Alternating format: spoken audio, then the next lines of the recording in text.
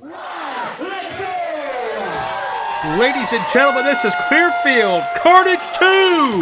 I'm Joe Dombrowski. Welcome to IWC Home Video, DVD, Digital, however you join us. We're happy to have you here for another stellar evening in Clearfield, Pennsylvania. Our opening contest is scheduled for one fall. Introducing first, making his way to the ring, returning from his recent tour of Napa Valley, weighing in at 172 pounds, Calvin Couture. Ow. Well, we see the emergence of the individual that's all about the couture culture. He lives a very lavish and stylish lifestyle. He looks down on the people of Clearfield, Pennsylvania, and more than likely, each and every one of you who have chosen to join us on this broadcast. Couture made his debut at IWC Proving Ground earlier this year, and while he has not had a flawless win-loss record, that has not interfered with the strut or the swagger in his step. Couture feels everybody is jealous of him. Says jealousy is a disease. Get well soon. Will it be Couture receiving the get well cards by the end of this opening contest? We'll answer that question in a moment.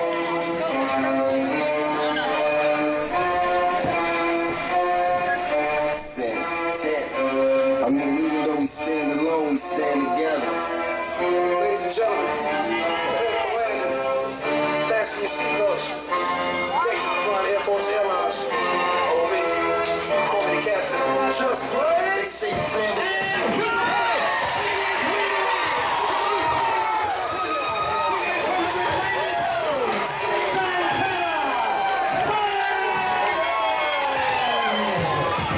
Tremendous ovation for young Santana Diamonds. Himself, still a young athlete here at professional wrestling. I believe not even 2 years in. And Santana Diamond certainly has come from a different side of the tracks than Calvin Couture, to say the least, as Couture is currently fixing his hair in his reflection on our ring post, I believe. Can I help you? Did you wash your hands? Yes, sir. Complaining that the official may have unsanitary hands. Okay, that's enough. Maybe the first and only thing I agree with Mr. Couture on, who does not want to be soiled by the presence of our official. And Couture is so self-absorbed. Can you believe the idiocy of turning your back on your opponent at the start of a matchup? But Calvin is much more a style over substance type of individual in his everyday life, but that's not going to get him very far here in the IWC.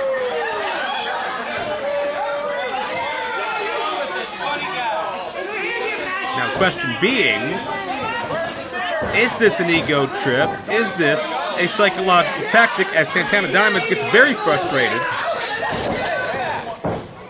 I believe Couture claiming he's not ready at this point. And both men cow and elbow center ring. Excuse the pun, we're going to have a bit of a culture clash in this matchup as, Santana messing up the hair.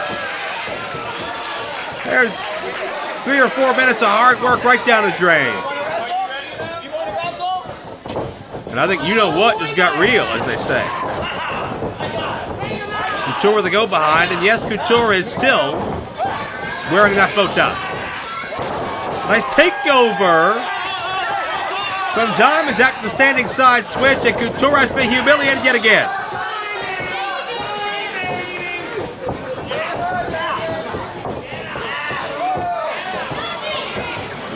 And Diamond, you can tell, does not give a darn about the aesthetics of Calvin Couture. Now for the ride.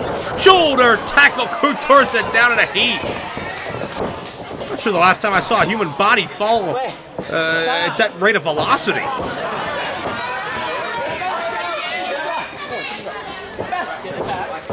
Santana Diamonds had a rough upbringing, did not have the silver spoon stuck inside his mouth, or perhaps in other regions, that Couture did, who was running from Diamonds but catches him coming back in. Kicks right between the shoulder blades. And now the knee. 1, 2, 3, 4. As Couture mocks Santana Diamond. I don't think Clearfield has seen Couture or anything like him come through their town in quite some time. Not sure if they know quite what to think. Couture tempted to be the aggressor in the corner, but a striking game may not be the best bet.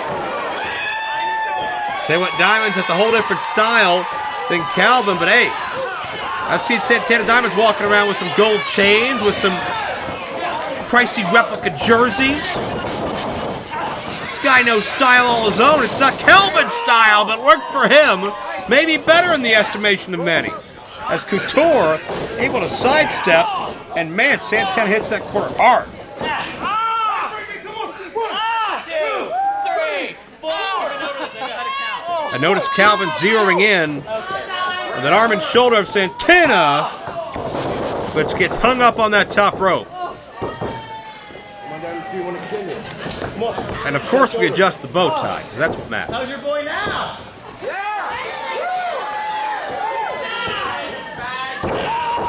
But Couture with a very focused offense. Kidding me?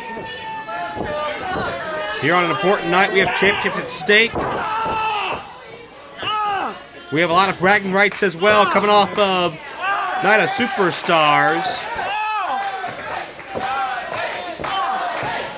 Couture without his meal ticket here this evening. Talking about the queen of the silver screen, Katie Arquette. Not sure where she is. Maybe she had another audition that she'll just miss out on, just come short. Notice Couture now slipping the knee between the shoulder blades of Diamonds and stretching, putting that pressure once again in the arm and shoulder. We'll see if Diamonds can string something together.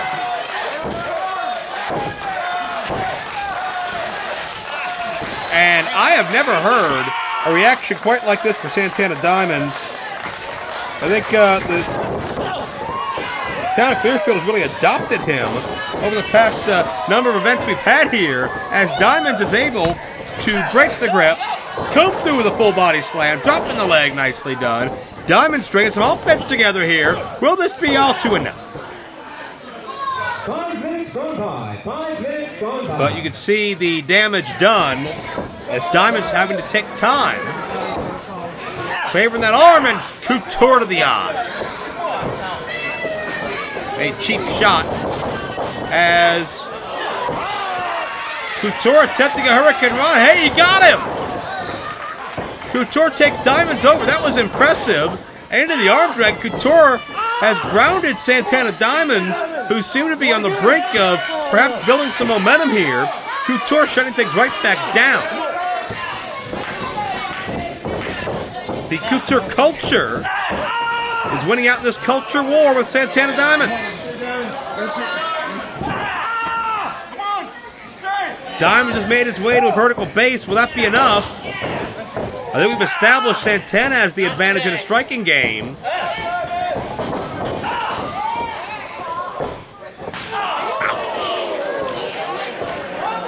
Never get used to the sound of that, and now off for the ride.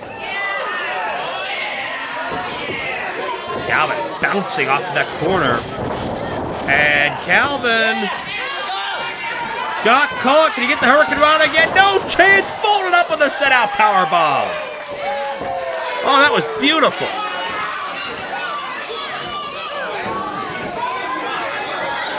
And Santana now for the ride.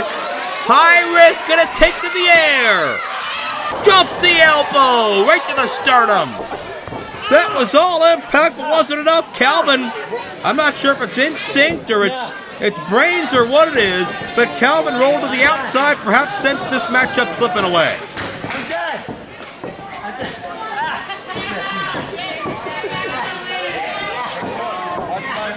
Oh, Couture to the eyes. Couture was able to shake the cobwebs just enough. They come back with a shortcut. Diamond's trying to fight, but it's hard to hit what you can't see. Russian leg sweep. And Diamond's now rolls through, traps the shoulders, could be all no. And check this out. Santana with a submission attempt here as that neck crimp, the arms are trapped. And Couture's in trouble, he has no choice but to tap out.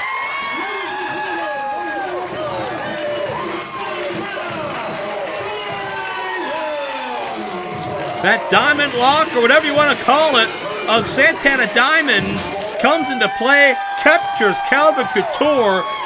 Couture did not have an appendage left to save him at that point in time, and a great ovation once again for Santana Diamonds.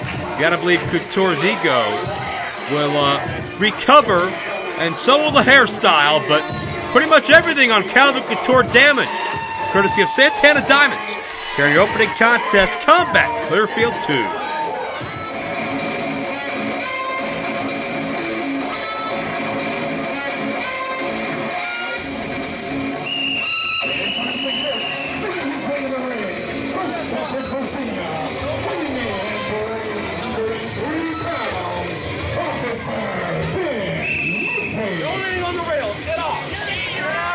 Boy, you talk about a power trip. You talk about somebody that let a little bit of responsibility get way out of control and go to his head. What does that say? Get one of these fans on file? Officer Dan Murphy, from what I understand, used to be a small-time rent-a-cop. He was a mall guard. Did a couple of small-time odd jobs, security gigs, some under-the-table dealings.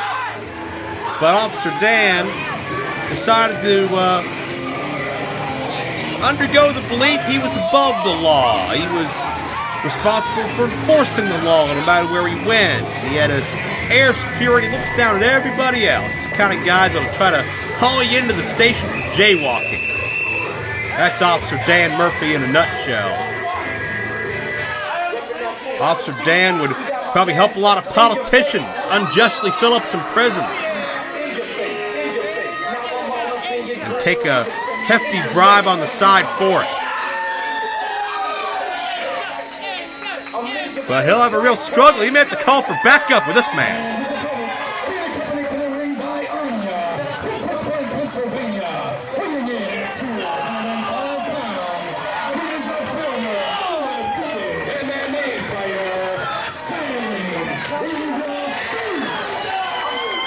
That's the lovely Anya leading in her representative, Shane InYaFace, undefeated mixed martial arts star who left it behind to follow his dream of becoming a professional wrestler. And man, we have seen Shane InYaFace a couple of times come very, very close to realizing a pivotal part of that dream, as he's come very close to winning the IWC Super Indy Championship from one Chris LeRusso. A near fractured hand was maybe all that stood in the way of Shane InYaFace and Ultimate Glory back at Proving Ground, but a different test here tonight as Anya showing no fear. Officer Dan probably about 6'6" or 7.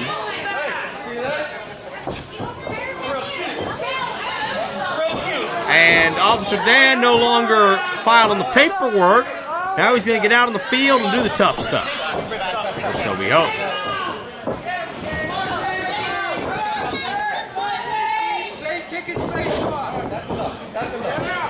Officer Dan doesn't like being frisked. How's it feel? Frisking the official?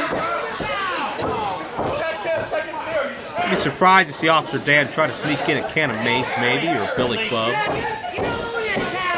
Shane InYaFace, he's clean. He doesn't need any weapons. His hands are his weapons.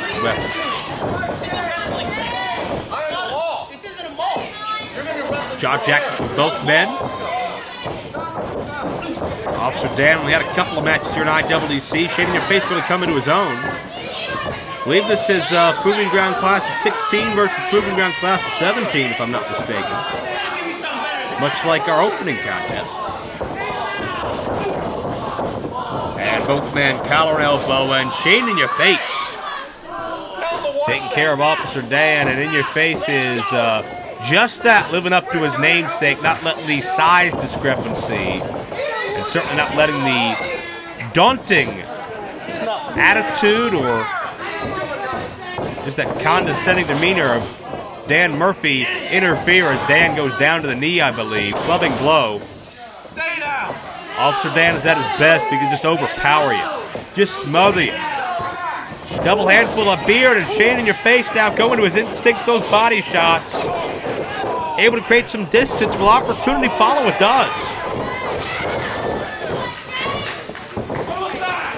And Dan is now worse for wear. He's reeling. Those body strikes with the knee now. Shane InYaFace can hit those striking combos so well. Once you can get rattle one or two off, you may be in for a long day at the office. As Shane measures Dan Murphy, who's crying foul. There's no whistle in wrestling, and Dan to the outside.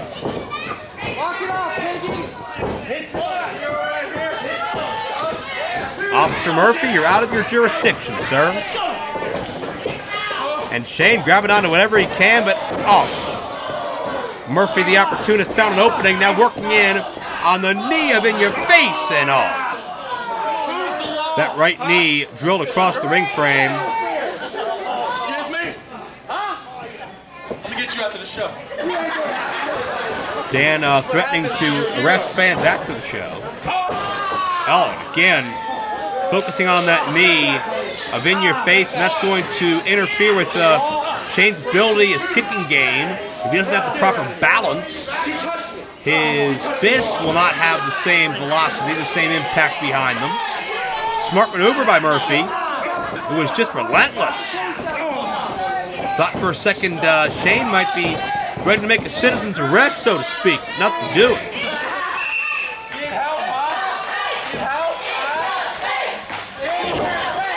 Mocking Shane, who is trying to strike away from his knees.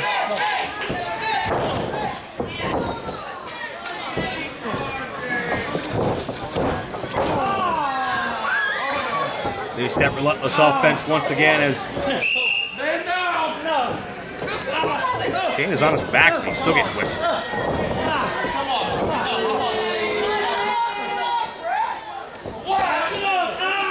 This is great, great focus and determination by Murphy. As Shane, you can see, has very limited mobility. Anya with decent exposure. Quite a rap sheet we're building up for Shane InYaFace and friend.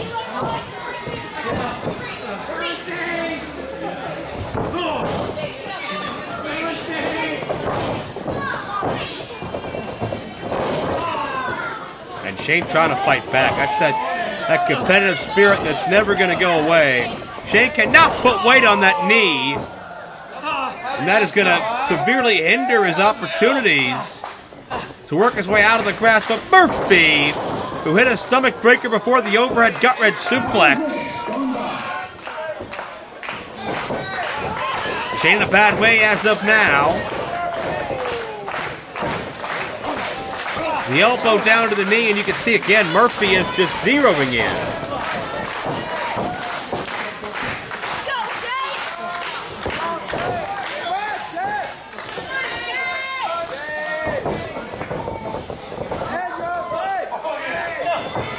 Shane elevated. Shane able to slip free.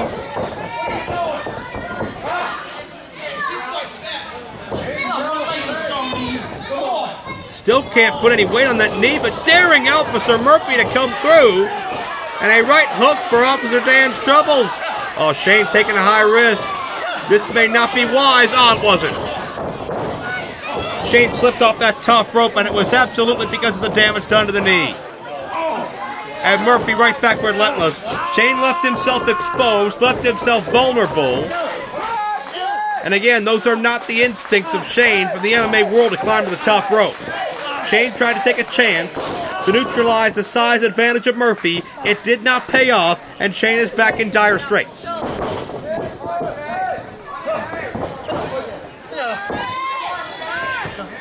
Shane just trying to kick, do whatever he can to get free. Follow-away slam connects.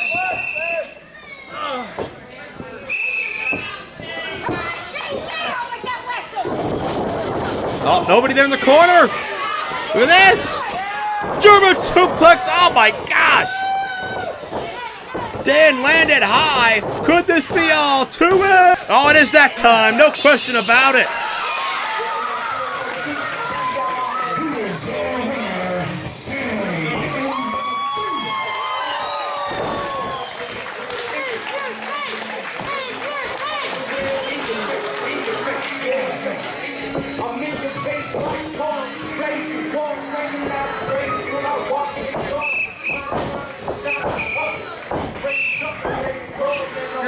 Officer Murphy still knocked loopy from that German suplex. Shane InYaFace gets a victory. Still has having major problems with that knee. Anya helping him to his feet, helping him to the corner. But sentenced to rest here tonight. Officer Murphy back to the precinct with a loss. Shane InYaFace back to climbing up those Super Indy Championship rankings. Championship celebration time as a milestone has been surpassed in the 16-plus year history of IWC. Which is please welcome the record-breaking IWC Tag Team Champions, Shane Taker and Trent Gibson, the Fraternity. What is happening right now? Come in the ring with us. Keep talking. We're the best there's ever been. And he knows it. Did the frat get Dave Kitch drunk? Get out of my face. The longest, greatest reigning tag team champions of all time. That is true, and you factor in cumulative days. All of you are invited to the greatest celebration in sports entertainment history. Cumulative days all time. The fraternity recently surpassing Mickey and Marshall Gambino's 5 reigns. The fraternity have 2 reigns, and they've done that. With the exception of 2 weeks, they've dominated for about 18 months.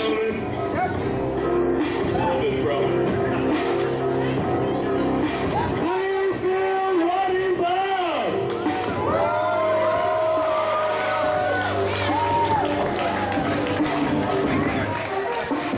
I think we're good, boys. We heard the song. Thank you. That's just about enough. We like it too. It's all right. We chose it. Thank you. I know what each and every one of you is thinking right now.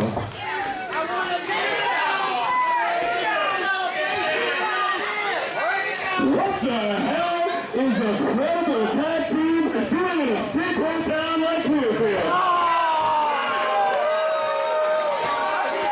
I mean, you think we came here by choice?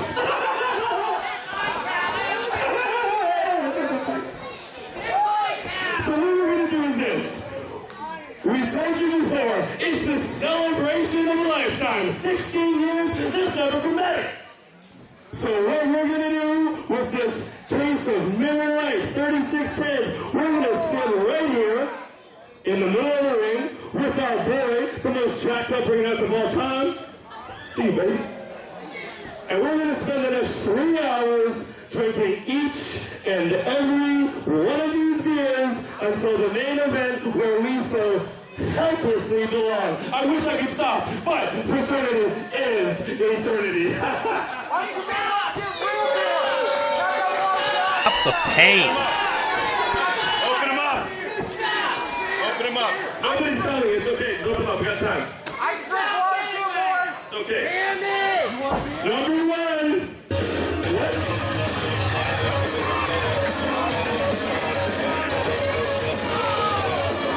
Here we go.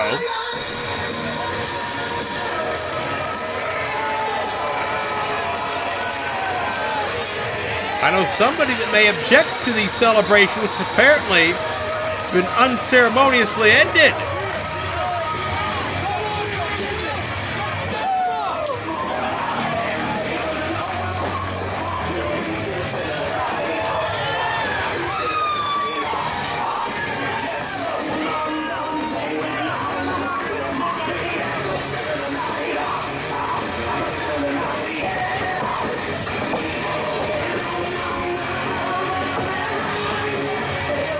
It's big time Bill Collier and the Playboy Johnny Atlas with something to say. These two guys just came to drink beer with us, didn't you guys? Tell them. Yeah. Love you guys. I think what we're going to do is we're going to wait until after the match to drink all your beer because we're going to be celebrating being the new IWC Clearfield.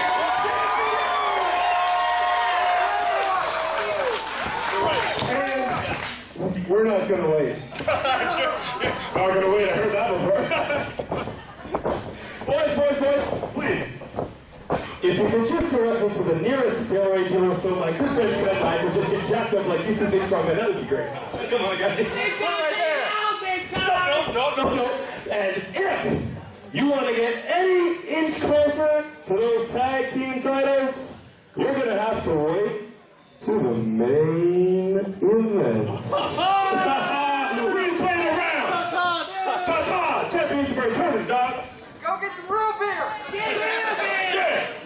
Get real beer. There ain't nobody who can say stuff to us. Hold up, fellas, hold up. Wait a minute. Actually, referee, we're going to do something here. I'm going to take this beer. You're not going to take this. Just here, I'll take it back. You're going to want me to hold this. Because your match, Why what do you guys think? What do you guys think? Should we do this tag team title match right now? Should we do it right now? Your match is happening right now.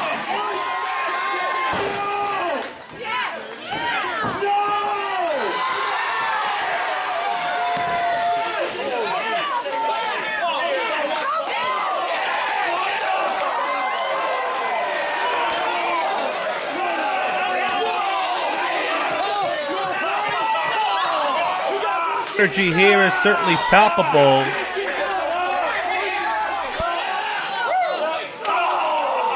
As the contest is underway in most physical fashion. Fraternity, Shane Decker and Trent Gibson thought they were in the main event here tonight. Hey, that'd be a great thought. That'd be a great prognostication if they didn't come out here and run their mouths. And now they are being opposed by big-time Bill Collier and his tag team partner, Playboy John Atlas. This matchup has already spread across this building. It is wild and unpredictable, just like they like it. Here in Clearfield, Pennsylvania, to be sure. Gibson just getting his ring jacket off, as if that's going to help much at this point.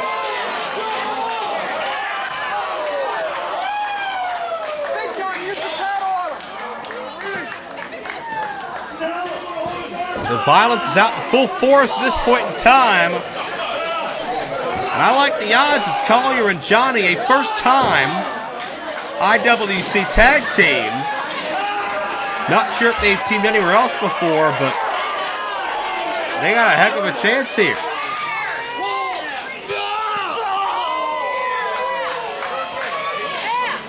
As Decker and Gibson, what are they planning on doing out here? Drinking with Kitch for another half hour?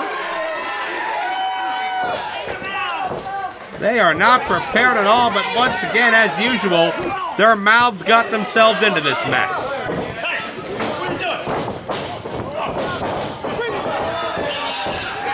The bell sounds officially start this contest, and it is Johnny unloading in a corner on Channing Decker.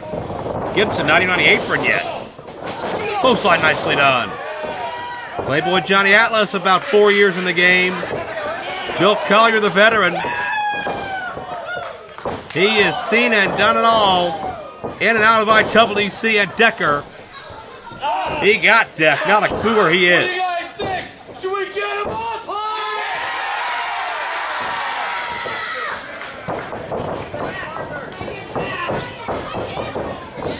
The ride, suplex attempt, but the Frat able to turn things around, and Johnny got both men over. Now that's an incredible amount of power.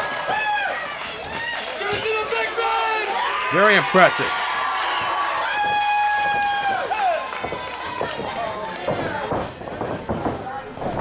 Here comes Collier. And Collier does it even more seamlessly. Collier about 6'6", 270 pounds. One of the strongest athletes in IWC history. And the energy is growing here in Clearfield as Johnny got a fly tope through the ropes. The suicide dive connects. And you gotta be kidding me. Bill Collier at his size. Collier throwing caution to the wind here. Oh my God! Over the ropes, touching nothing. Suicide dive. Are you kidding me?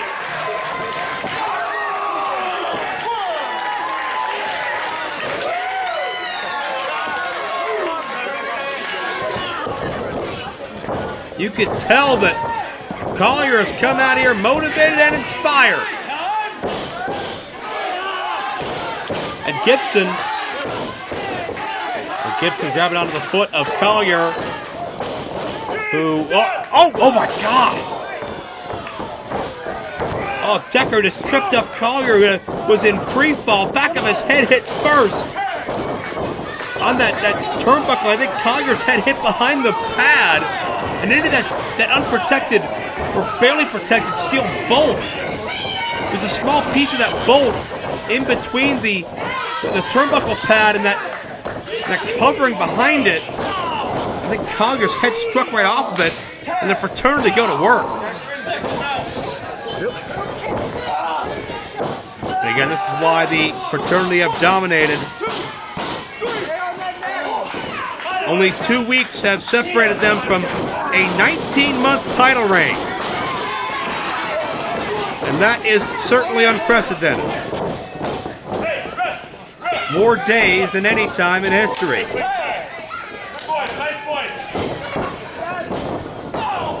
If my math is correct,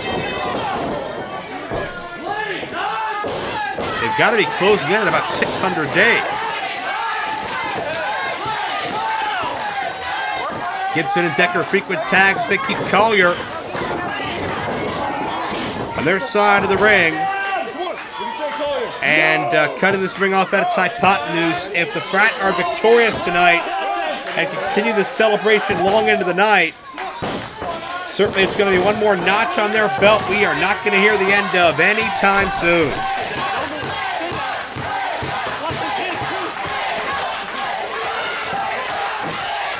Can Bill Collier fight to his feet? That's it, Jam, baby. Let me show you how it's done. Good night, big time. Well, Decker saying nighty-night to Bill Collier, who unleashes a released German suplex out of nowhere. Oh, that was devastating. But can Collier find his corner?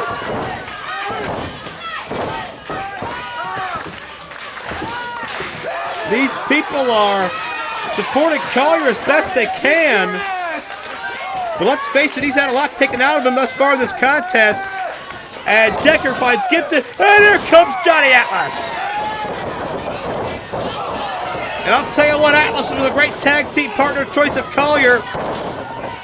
Atlas is Canadian, just like the Fraternity. They've been in a lot of the same scenes, a lot of the same promotions. Atlas has scouted the Fraternity well, and it shows. Decker reversed, foot up. What in the world? Oh, what elevation! Go now, Playboy the Playboy. Here comes Gibson. There goes Gibson, Death Valley Driver, new tag team champions. No. Can you imagine if Collier and Johnny Atlas win the tag titles on what's assuredly their IWC debut together, maybe their first time teaming anywhere? Hey, Collier has been dominant in this company before. Former member of Team LeBar, teamed with Wardlow once upon a time. Collier could beat anybody at any given night, but you can see Johnny got tripped up and Gibson capitalized. Tagged at Decker, and now it's John Atlas who's in trouble as the Fraternity take over on Atlas where they left off on Collier.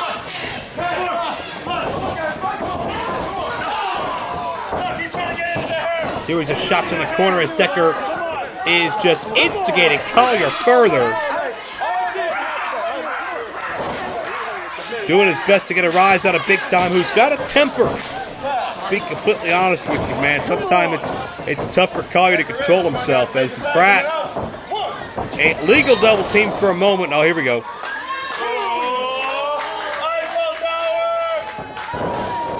The Eiffel Tower connects. And all Collier can do is look on, and will on his tag team partner who kicks out at the count of 2. Decker nearly had this thing once again, and now grounding Johnny. That front chancery cinched in. All of his body weight over top of the Playboy. Let's see if how this affects Johnny's attempts at getting back to his feet.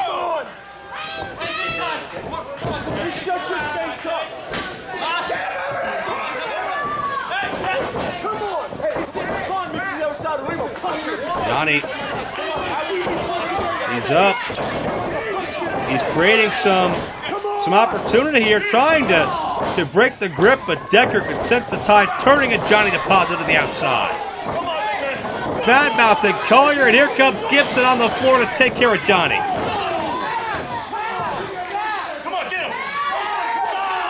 And now it's 2-on-1, and Collier is incensed, and nothing he can do, lest he risks disqualification in this all-important tag title bout. If Collier and Atlas can find a way to win, we'll see a lot more than here in IWC, a blossoming tag team division. A lot of young teams looking for some attention.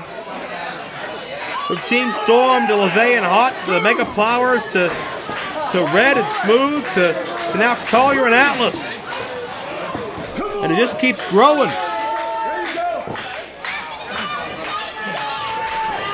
But what is not growing are the chances of John Atlas.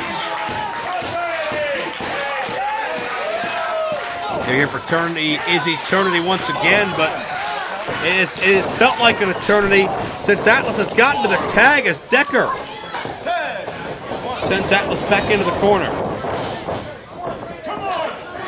To the ride. Oh, Atlas hits that buckle hard. Connecting, no. Atlas sends Decker up and over. Gibson beside himself. And overhead with a neck breaker. Nicely done, but you notice the hesitation. I don't believe Atlas has the wherewithal to capitalize on it. Atlas is going to have to find Bill Collier.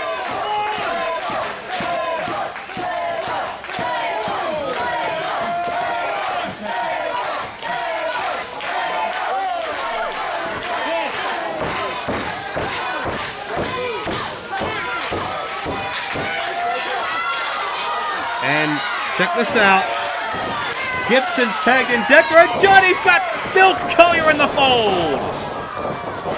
A turning point of this matchup turns out to favor Big Time.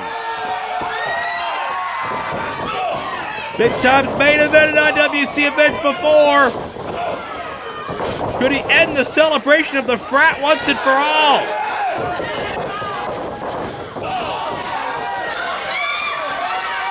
Stacks him up in the corner. Gibson out of the way of the splash, but Decker still caught in a spear. Oh, you can feel history about to be made.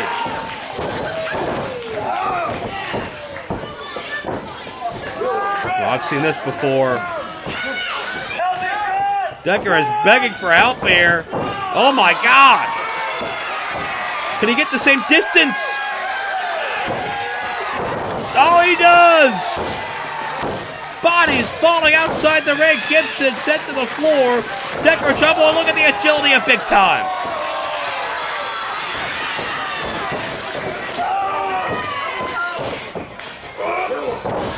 Oh, are you kidding me? Decker face first, new champions.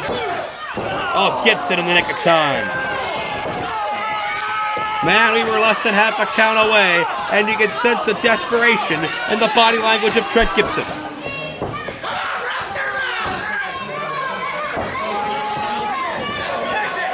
I tell you what, these frat brothers having to go through a hell of a hazing to get to their victory celebration here. Are the frats signaling for the keg stand? May not matter as John Atlas back in. Bye-bye Gibson. All Atlas goes with him. Decker left with Collier. I think Decker's worried about the condition of Gibson right now. Oh, maybe he's not. Maybe he wanted to create a diversion so we can use that fraternity paddle.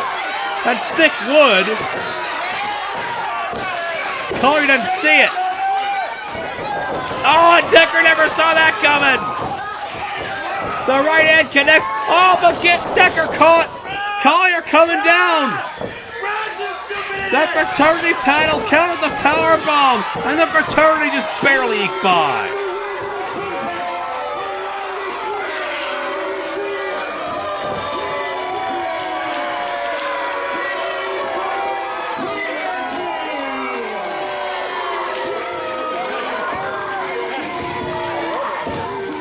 Decker and Gibson were a hair away, maybe a hair follicle away from losing those tag team championships.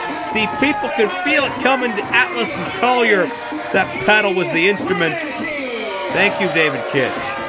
Was the instrument to change things around in the frats' favor. Collier just now coming to and realizing what's happened maybe. But the fraternity, hey, they'll be celebrating every day coming up.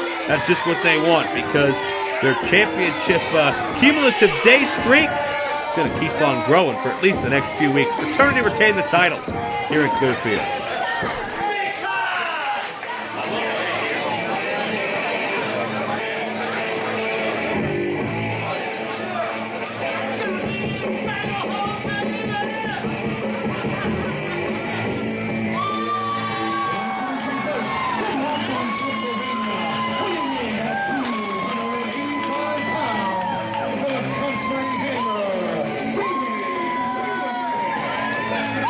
Jameson is corn-fed and country strong. He is impressed since day one at IWC back at Proving Ground when he had a hell of an altercation with the IWC champion man with war in his name, Wardlow. But one thing about Jameson that has made himself a bit more daunting, a bit more intimidating in the past number of weeks, as if he needed a reason to be, was his newfound association with Marshall the Bull Gambino. We saw those gentlemen lay a beat down on Shane InYaFace a number of weeks ago. Marshall not here this evening, it looks like. You never know with Marshall the Bull. Jameson ready for one of his toughest challenges to date, and should be interesting to see what happens because this man earned a #1 contendership to the IWC champion.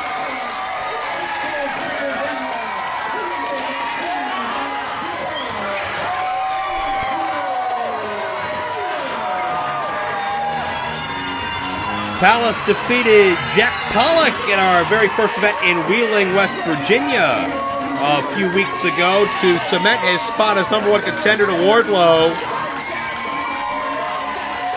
Jameson's been in the ring with Wardlow. We'll see if Palace can have the same success that Wardlow had against Mr. Jameson as you see the frenetic energy around the ring of the Spasmanian Devil talking about Andrew Palace.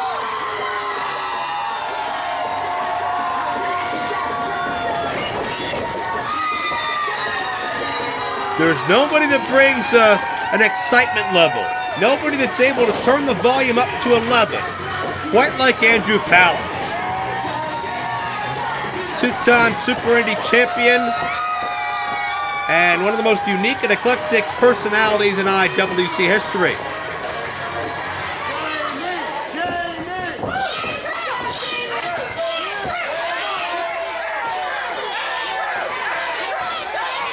But as much as excitement personified as Andrew Palace is, Jameson, man, he's on the other end of that spectrum. Studied under Rick Rogers for a time, trained then at the ICWA Iron City Wrestling Academy.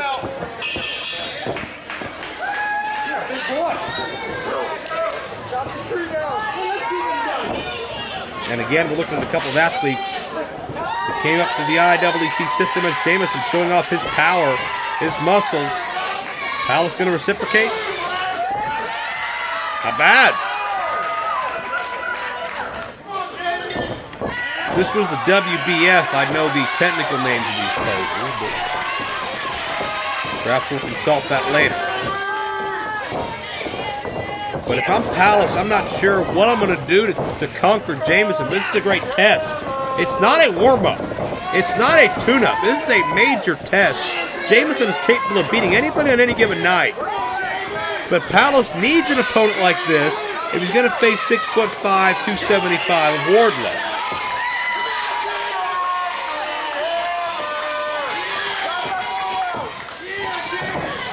How do you move an immovable object? That may be the question Palace has to figure out as Jameson wraps that huge bicep around Palace's skull at this point. The side headlock cinched in. Palace needs to find a way out. This in itself may be challenging as you see Jameson bears down on Palace. Side headlock takeover, nicely done.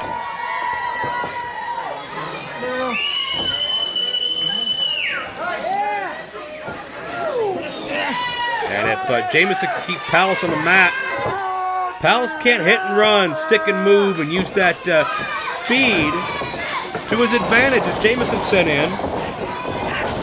And Palace, notice, having a major problem trying to maneuver Jameson out of the corner. Jameson just didn't want to go, so he did not, in fact, go. But Palace slips underneath, tries a roll-up. Again, that stopped. Palace not able to budge Jameson thus far. Into the corner, nobody there. Palace can out-quicken Jameson. Monkey flip coming up, no! Jameson just so thick, he's just, oh wait, Palace got him that time! Resourceful and innovative offense, Manju Palace. But man, you try to move this big man too much, you may pay for it. But again, Palace a step ahead in the quickness department. Palace, oh, just barreled Jameson down. Palace needs to adjust his offense. No Irish whips, no attempting to maneuver his opponent more than you need to. You can maneuver yourself. You can use that quickness, that frenetic energy. The forearm strike, the drop kick. Now Palace has got it. Jameson is dazed. Jameson in a bad way, and the knee takes him to the floor. No, it holds on. Did not drop to the floor, but still at the mercy of Palace for a moment. Look at this double spring down with the knees, and now Jameson collapses.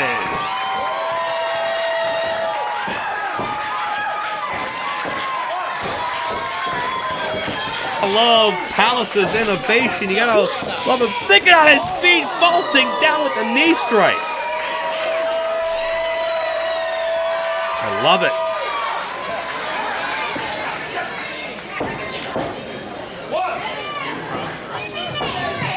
Incredible action we have seen here as Palace sending Jameson back in, and it's all Andrew Palace at the moment.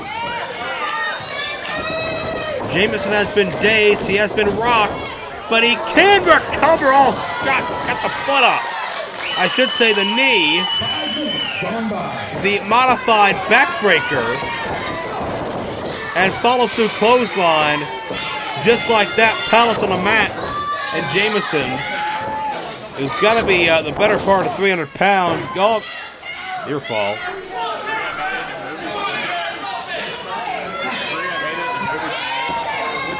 Jameson's been able to take over quite expertly, and again, the power game of Jameson, a little bit different from the power game of Wardlow, but even still, Palace needs to learn to adapt and adjust. He had done so for several minutes, but you see even the speed of Jameson picking up as a compact DDT connects.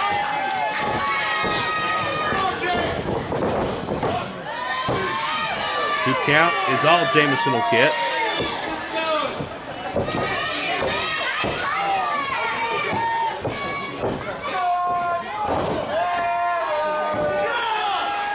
And Jameson letting himself get distracted. You can't turn your back on Andrew Palace for a second. This man knows no quit. He has been through some of the most adverse circumstances I've seen in quite some time as Palace. Immediately got on his feet and started swinging.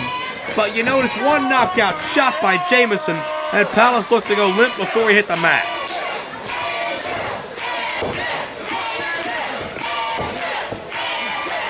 And Palace elevated back suplex. The cover, no.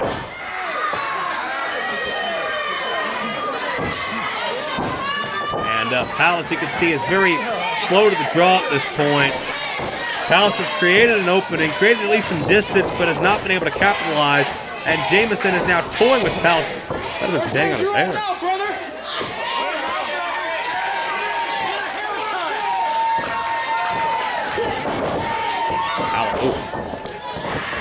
Palace got the strike there to the midsection, but wasn't enough.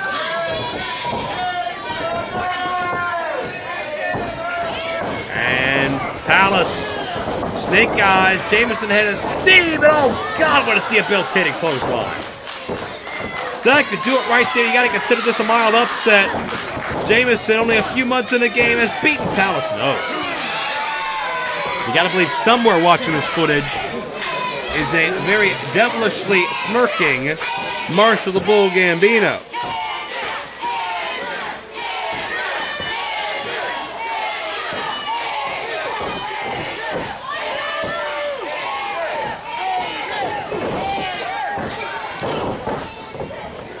Palace trying to fight to his feet again.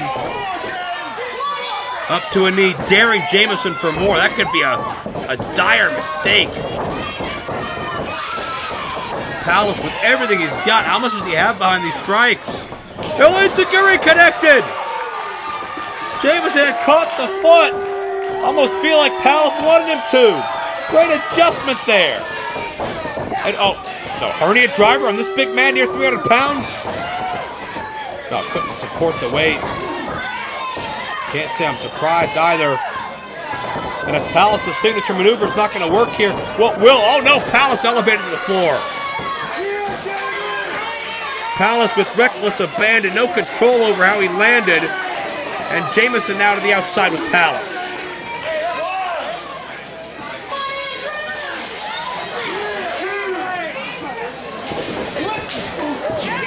You see Palace still attempting to fight here. Jameson sends Palace into that post. The charge again. Oh, look out! Referee is past 6. This could be a count out here. As Palace and Jameson still fighting now with Palace on top.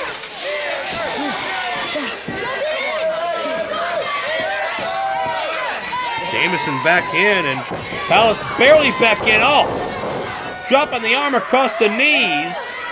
Palace is trying to take away that strength. Maybe take away a clothesline or two from Jameson's repertoire. Smart move by Palace, but what does he have left? Jameson getting to his feet as well, perhaps even before Palace, but Palace was ready. Again, damage to the arm.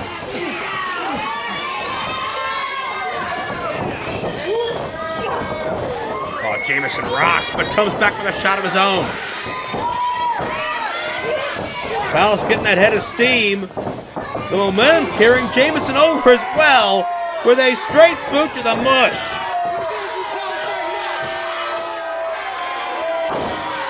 Now this one may be over. Jameson, again, a career win tonight in Clearfield. No. What an incredible contest this has been between Palace and Jameson.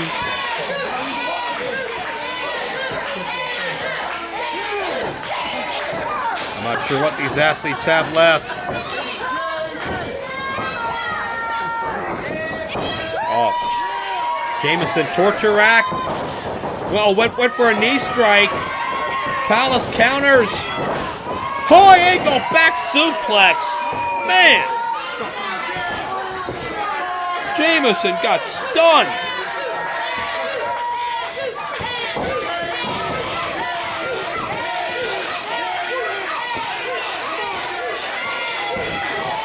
And Palace. That shotgun drop kick, nobody there.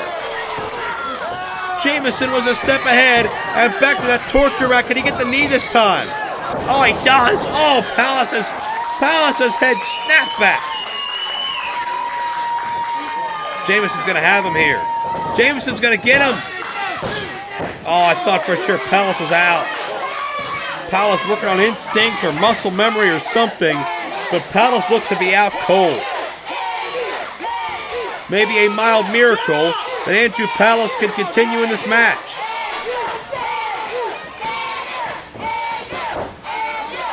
And it's Jamison now. Are you kidding me? This could be the end of Andrew Palace as we know it. Moonsault, nobody there! The vaulting drop kick! Jameson is dazed and Palace is absolutely incensed! Hernia driver! He's done it!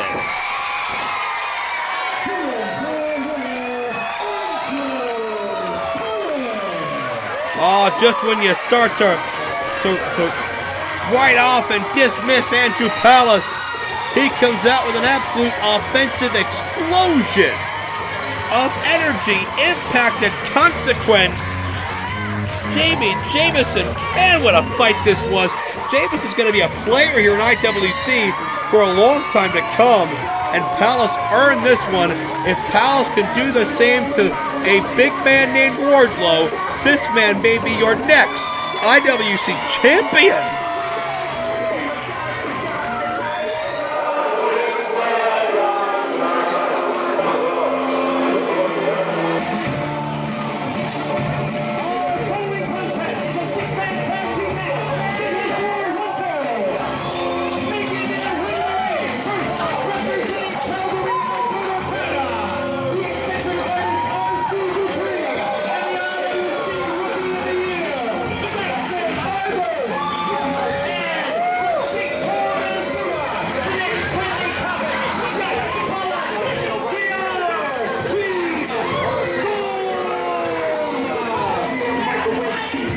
All right, ladies and gentlemen, Combat in Clearfield 2 is continuing, and this crowd is still raucous. They are pumped. They are psyched. In spite of the fact that Team Storm has made their way around the ring at this time, talking about Jack Pollock, talking about R.C. Dupree, the eccentric artist, and the self-proclaimed IWC Rookie of the Year, Jaxon Argos. A formidable trio that was just a step or two away from the IWC Championship #1 contendership until Andrew Palace made his presence known in the recent top contenders match with Jack Pollock.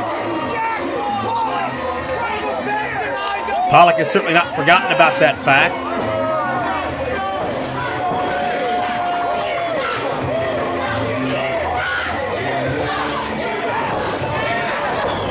And these fans could care less. Not a lot of Canadian sympathizers here in Clearfield. Could you imagine?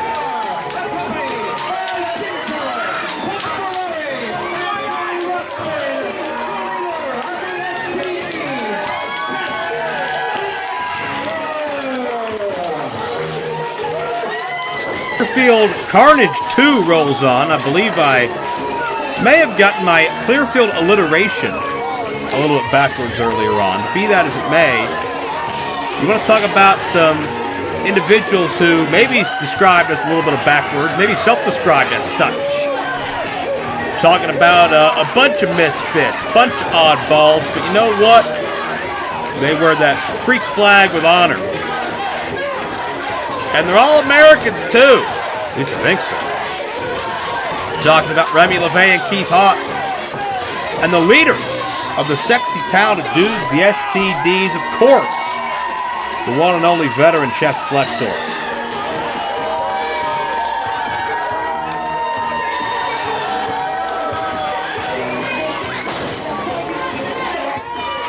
Chest has his buddy Billy Ruxpin out there, but Ruxpin has been ejected from ringside by the official, which, no offense to Billy Ruxpin, I think is a great move as far as keeping things in order out here. 6 bodies and a lot of ill will. You gotta believe that there is a strong chance this thing is gonna break down. Let's listen to the oh, we all have a chance.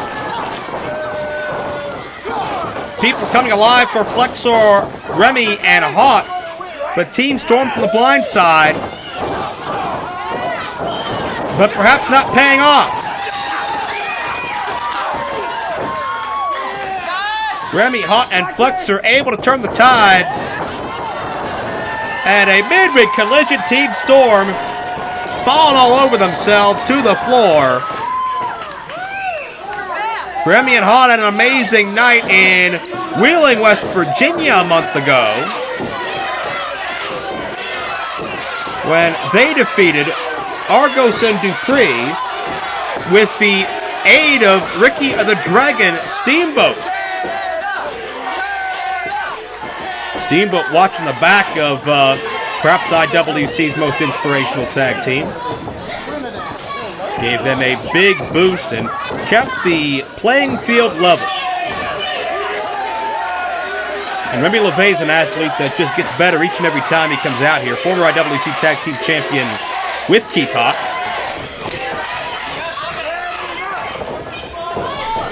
As Remy now ready to tie up with Jack Pollock.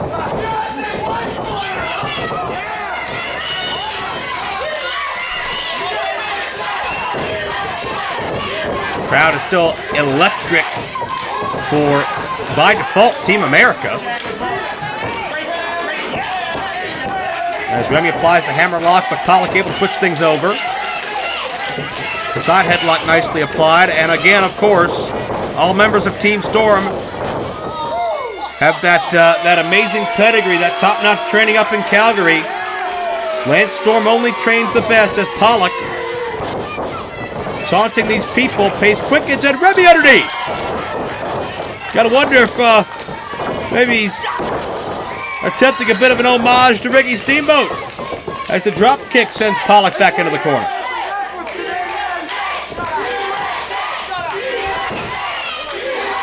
And in comes the eccentric artist, R.C. Dupree. And in comes Chest Flexor, the eccentric something. Now we'll see if Dupree can paint a masterpiece or will he just spend all his time on the canvas. Waistlock attempt, but Flexor able to turn things around into a chancery. Some distance there as Flexor connects into Dupree. Dazed a bit, ducked with a clothesline. Dupree out of there quickly, in comes Argos. I touched on Argos being the self-proclaimed Rookie of the Year, and the reason I say that as such would be because, in my opinion, that bout boxed the stuff. In my estimation, Argos did not earn the proper amount of legitimate votes. Didn't get the... oh no. Not the shirt. Oh, God. Don't embarrass yourself. Oh, look at Keith Haught. Now, there's a body. And a lot of body. Argos trying to maneuver Keith Haught. May not be a wise maneuver. Haught will just maneuver himself around. How do you do? Good game. Argos usually likes to play the mind games. Nothing doing against the Bearcat. He thought the two-time IWC Tag Team Champion. Oh no. And maybe one-time Bronco riding champion. Argos must feel like he's at the Canadian Stampede.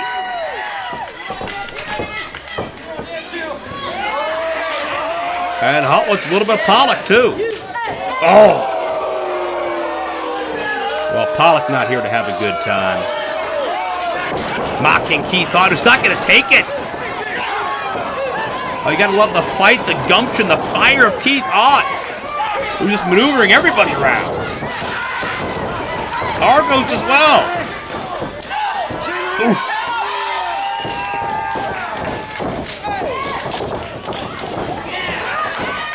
Could be time to count along.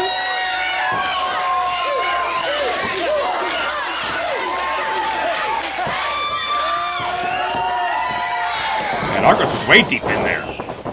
Team Storm tries to counter. 3 swings, 3 misses, and now the jab's coming in.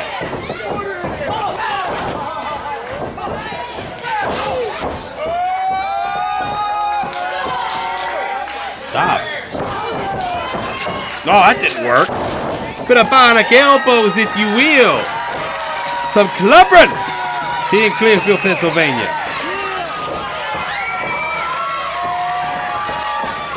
And it is all Remy, Haught, and chest Flexor right now.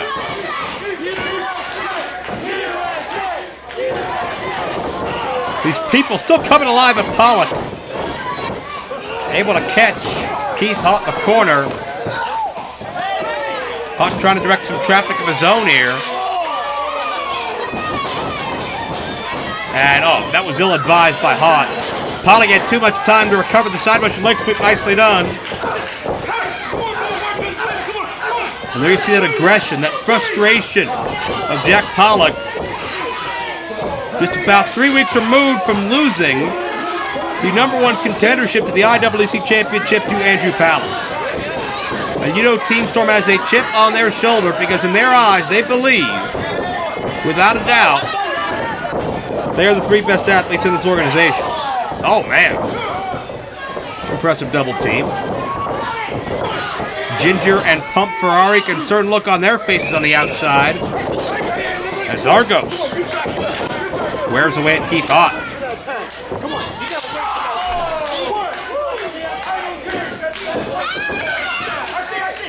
Back into Dupree. Dupree using all of his body weight. Argos the splash.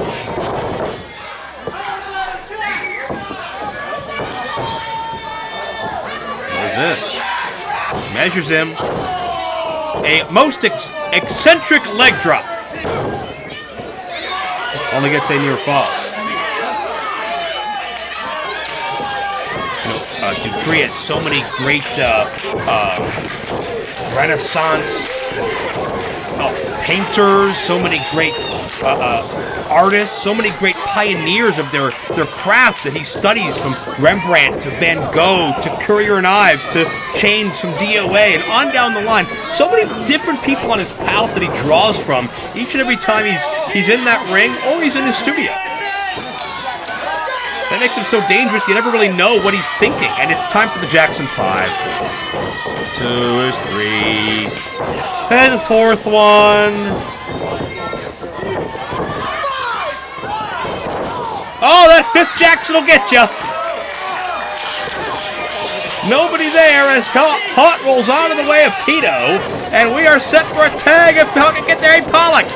Pollock creating a diversion. I believe Haught made a tag to Flexor. Remy Lavey's in as well, and this is completely breaking down. The official did not see a tag, although I'm 90% certain one was made. There's the 5th Jaxon. If anybody's keeping score at home, you had 5 in your Jaxon office pool. You can collect. And now Pollock with an elbow. Maybe that's the Jaxon Pollock. Who knows? But it's all Team Storm right now. As Keith Haught has been neutralized, you can see the distance between Keith Haught and his corner. Two fresh men who are just begging to get into this battle. Haught creates some distance, but cannot follow through. The elbow from Pollock once again.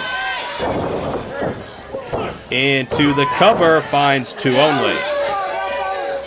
And that's the thing about Keith Haught, is that you cannot underestimate, you can't look past, and you can't just assume the kid is done for. Because more often than not, he will catch you by surprise.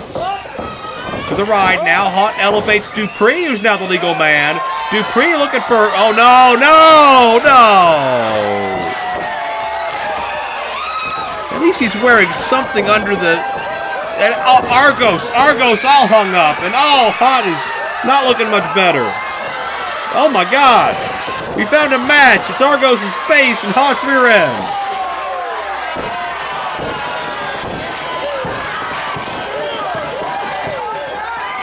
Did somebody make a tag, please? Pollock, Remy, thank the Lord. Here we go now. We got new blood in the ring, and Remy Lavey has been waiting for this moment for quite some time now. Pollock able to catch him. I'll check out Remy. Neckbreaker nicely done. And notice the momentum inadvertently allowed Argos to drill Pollock. On Dupree with a spin kick. Clothesline duck and Flexor. Back fist. Flexor went to dive into Dupree, maybe attempt DDT of his own. Check this out. Flexor, the Hurricane Rana. Up and chest flexors, and there was somebody weirder than him, but we may have found the unthinkable as the brawl rages on the floor. Oh no! Fly, Haught, fly! Keith Haught launches himself into the masses, and it pays off in a big way.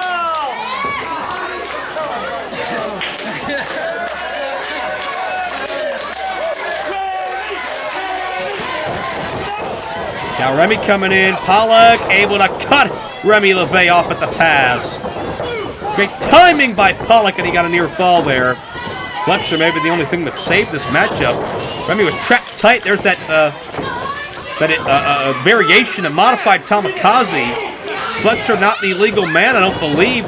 Great job by the official to catch it as Argos plants Flexor face first.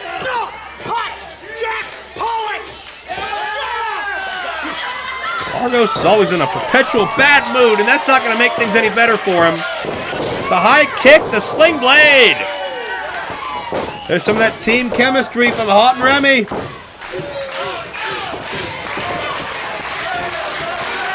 And could it be time for the hot mess?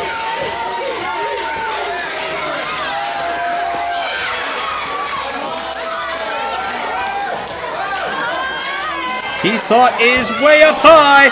Oh, Remy, modified rocket launcher, but Pollock eliminates the assist. Hot mess attempted. Argos out of the way. That momentary slip up there, created by Jack Pollock, allowed Team Storm to recover. A modified code breaker by Dupree caught Haught high. Remy Lavey, mind eraser coming up. He got him. I have no clue who's legal at this point. The official might. It might be Pollock and Remy. And Remy doesn't see what's coming. Last second he gets out of the way. Oh, Argos. Kick to the back of the head and Pollock that Mafia kick. Oh, there's no getting up from that. Team Storm the victory.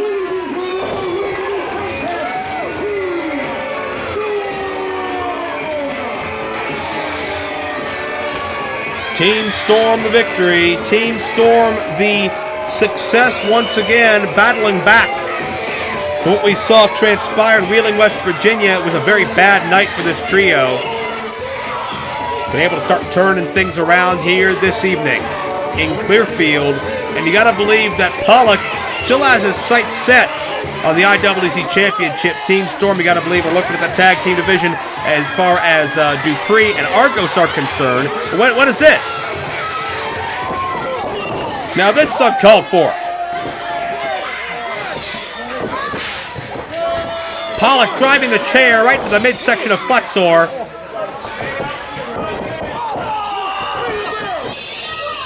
Argos a shot as well to Haught. They won the matchup. What's left to prove? You see, Clearfield, Jeff Pollock didn't come to IWC to mess around with chumps and crash hounds. No! Oh, it's Keith Hott's ankle. Came to IWC to prove that he's the best. I can be in your palace, and I can be the #1 contender for the World Heavyweight title. Now let's try this again. They came here to maim these young athletes, just trying to get an opportunity here, trying to get ahead, get back to the tag titles.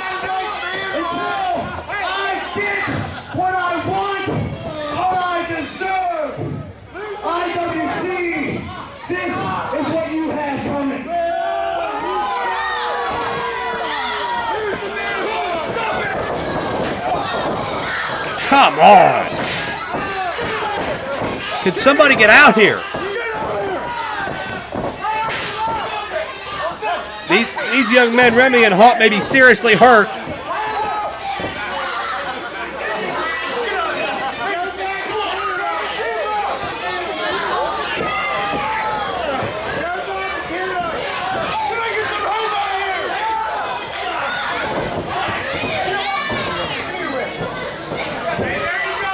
Pollock, this all stems from Pollock not capturing that #1 contendership, without a doubt.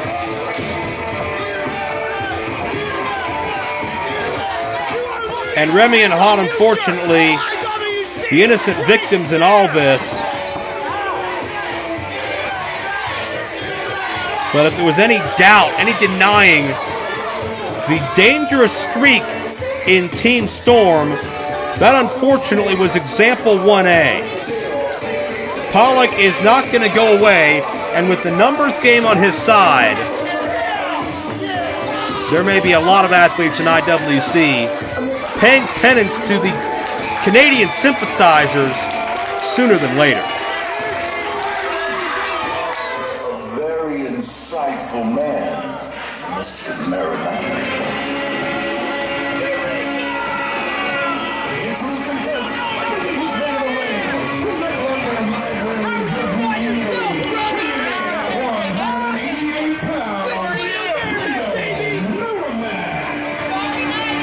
Plato Meramec thinks he's smarter than you, and everybody listening to this broadcast right now.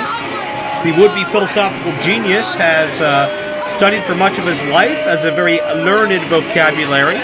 He was trying to get me to, quote, augment my vocabulary before we went on the air.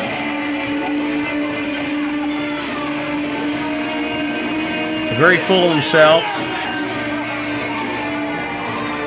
He is an intelligent individual, but intelligence is only a portion of the battle in professional wrestling, and it may not be physically possible to be as smart as Plato thinks he is.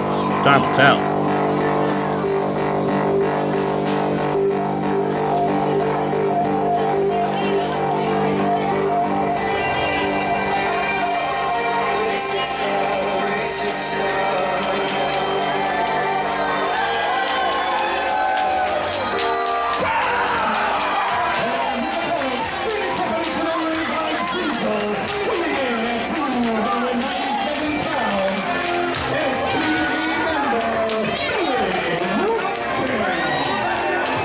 He's still real. He's still a person.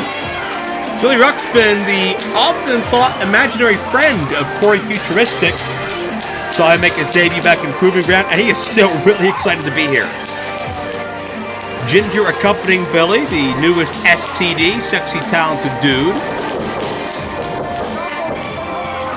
I'm not so sure about the sexy, the talented. We're getting there. But hey, a few months ago, we weren't even sure if he was a dude.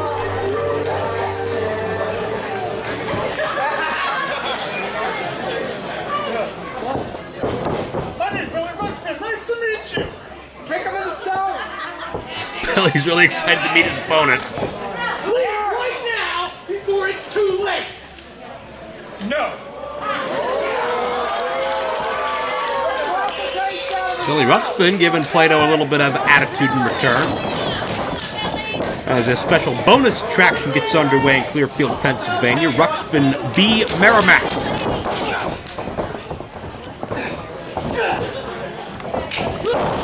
Tie up, but Plato, for all of his smarts, tried to maneuver the much larger Ruxpin, who's got to be around the 300-pound mark.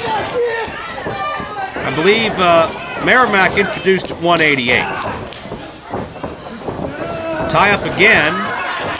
Ruxpin's having fun out there. I love that this kid shows up to IWC month in and month out, just wants to have a good time.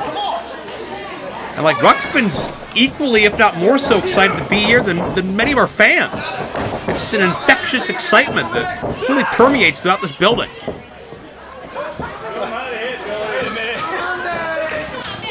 Plato has a lot of ideas here, not any of them particularly good.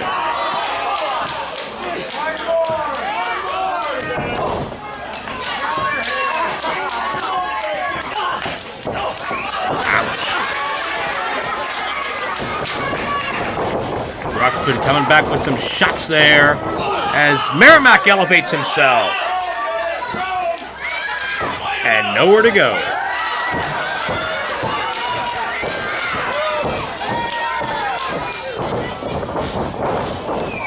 Oh, Meramec just deposited in a heap.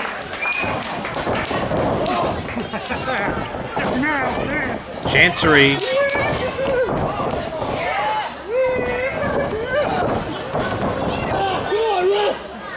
Come on, what? No, you're not getting up. As Ruxpin is rolling with Plato Meramec into the cover, count of only 2. Oh, he smells awful.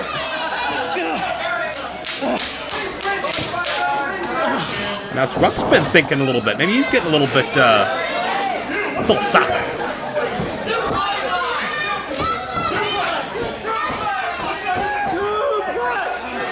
What is he doing to the photographer?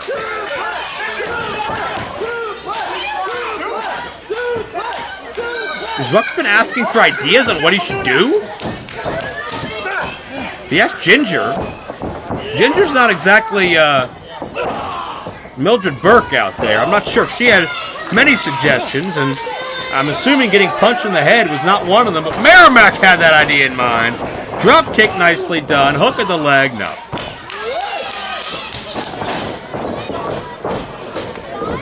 And Plato with a chin lock. Come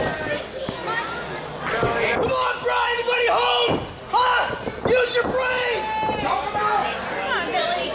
And Ruxpin, I'm not sure that Ruxpin is too dazed by his current situation. Back to his feet quite easily, and the size discrepancy just may be a bit much here. Oh, wild swing and a miss.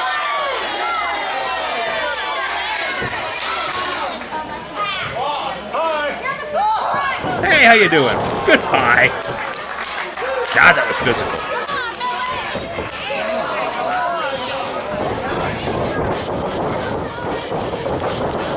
And for the right again. Big splash.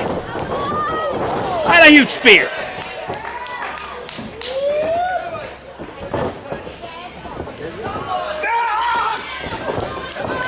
This guy's pumped. And down with a splash. Nicely done. This could do it. He got him.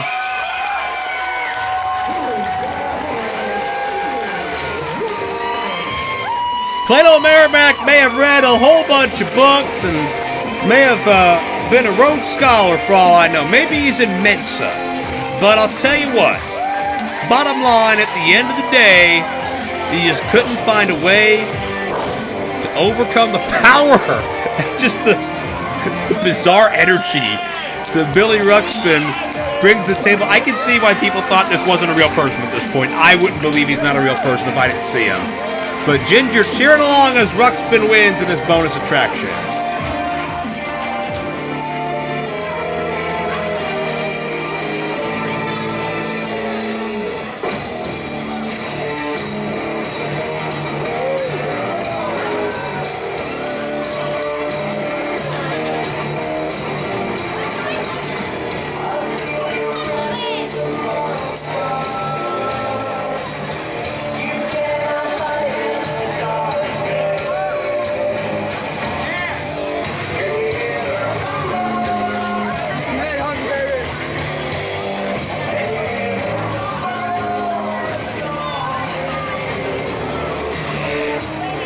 While you are taking a look at the daunting and intimidating entrance of the Reaper, Matt Conard.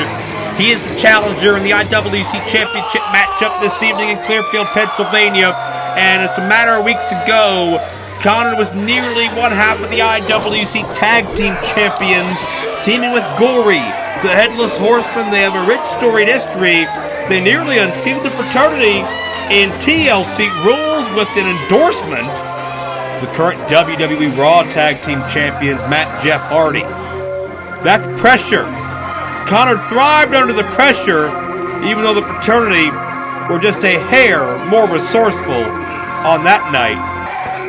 We'll see if Conard has another result of his championship conquest, or attempt at such at least, here tonight, because you talk about the dominance of IWC's current title holders.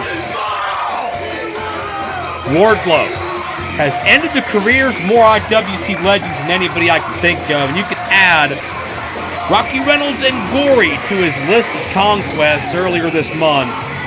Wardlow is without Justin LaBar here tonight, but he has shown no weakness without Justin LaBar. He's been programmed, he has been molded, he has been sent into battle with a mission, and Wardlow's really come into his own throughout the year as IWC champion, and I'll be honest, nobody's been able to stop him. Could Matt Conard be the first? Ladies and gentlemen, the following contest is scheduled for one fall, and it is for the IWC World Heavyweight Championship! Introducing first, the man trying to out-sound referee, Josh Shield. And now, the challenger from Terry, Maine, weighing in at 216 pounds, he is the Reaper, Matt Conard!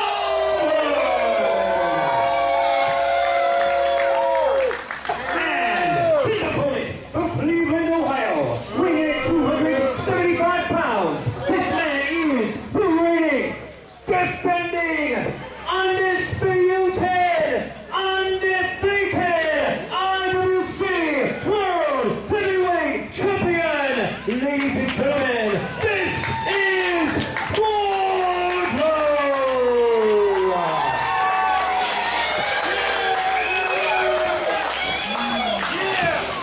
The dominating physical presence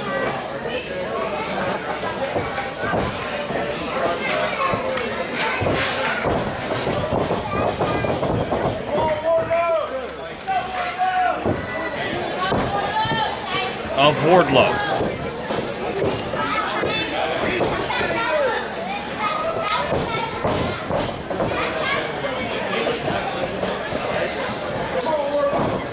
The intimidation and the cold, calculated eyes of Matt Conard. This is a collision I've been looking forward to since it was announced. IWC Championship at stake. A chance for Wardlow to increase the body count. A chance for Conard to make his career. What you got?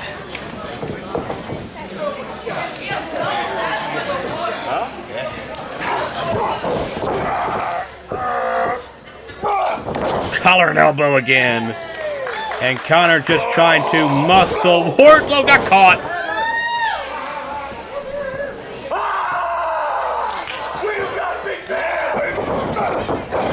And we have a slugfest.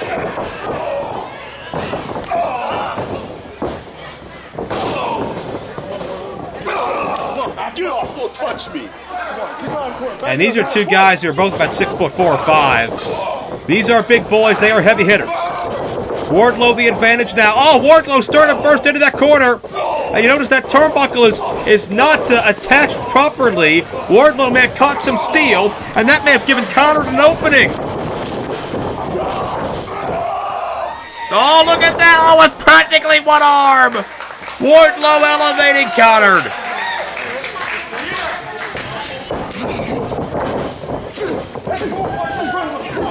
And the right hand's peppering the Reaper. And again, the man that willingly hangs around an individual like Gory, as Conard does, you know this is a gentleman of no fear. But is it more guts than brains at this point in time?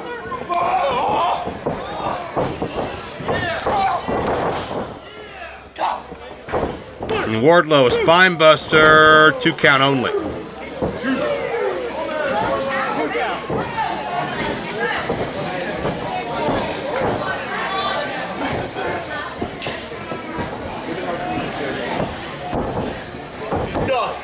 Wardlow loves to have a methodical pace. Loves to keep things in his wheelhouse. But Conard able to move out of the way. Conard, look at this. Got a boot. A quicker pace could behoove the Reaper. Up and over, sunset flip coming up. And Wardlow, able to haul Conard back into the corner.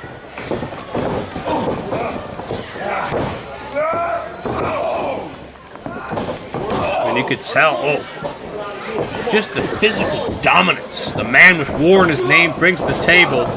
And it's not many men that can throw Conard like that.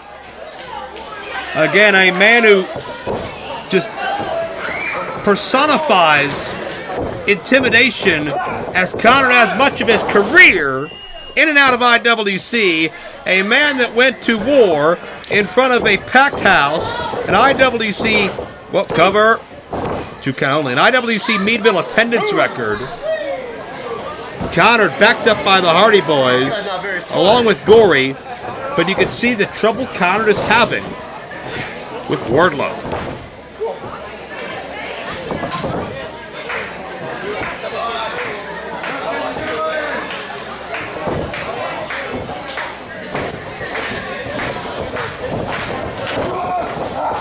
And Wardlow elevates Conard. Could be a Wardlow driver. Reaper counters inverted DDT. Oh, it looked like that was going to be the end. It looked like history was in the making for another Wardlow challenger, but just like that, the Reaper, ironically so, finds life.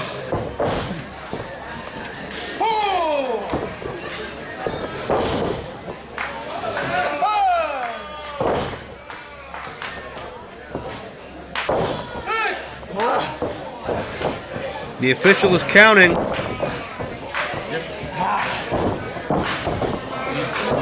And at 6, Wardlow to his feet. This will not end in a double count out, thankfully. Conard to his feet as well, and he comes up swinging. Wardlow able to respond. And it is back and forth center ring. Check out Conard leaving his feet. Elevates himself, drastic measures here to try to get the big man off his feet, and Wardlow sends Conard for the ride, attempts to create balance. And here comes Conard, crossbody, trying to take Wardlow down. Wardlow stutter steps a bit, but amazing recovery. Conard on the shoulders, that driver again, Conard a second counter. The bottom drops out, upset, no. Can you imagine if history was made on a new IWC champion? Would have been crowned here in Clearfield. Would have been a history-making endeavor as... Oh, man. Conard measuring Wardlow. But Wardlow the spine buster. And that'll do it now. Come on, right those 3, 2, Half a count away again. Shut your mouth. There ain't nothing nice about me. All of you need to quit cheering me. And Wardlow just pacing intently. It's almost like Wardlow's frustrated because he can't keep the Reaper down. He doesn't have a bar there to keep him focused. Wardlow's challenging fans. He's off his game at the moment, but I'm not sure if Wardlow angry helps or hurts Conard. Went for the spear again. Conard out of the way. Roll up. Got him. No. My goodness. And Conard a pump kick. Could have him. No.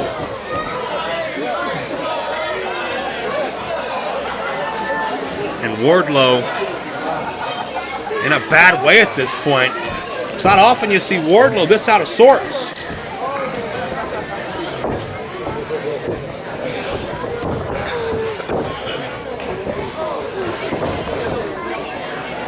And it's Conard measuring the man with war in his name.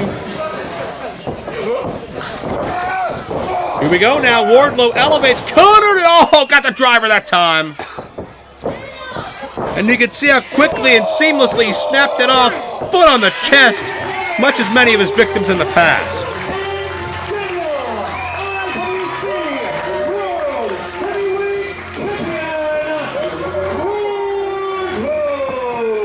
Who's going to stop the man with war in his name? Who is going to silence Wardlow, who's now challenging fans to fight? And Conard, formidable, Hardy endorsed. Conard could beat anybody on any given night. But Wardlow once again triumphs and does so emphatically. You gotta wonder, who's next? Who's left? The man called Wardlow.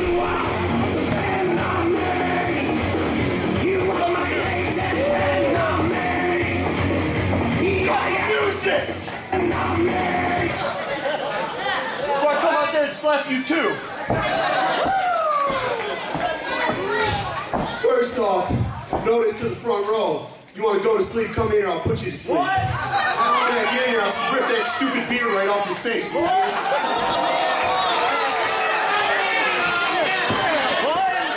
All you gotta do is open the rope. Open the rope. Wide open, buddy. What? Secondly, Andrew Palace. Next month, May 13th, just like him, you will be another casualty of war. There is a reason I am the champion. There is a reason I have been undefeated for almost 2 years straight. I am the god amongst men around here.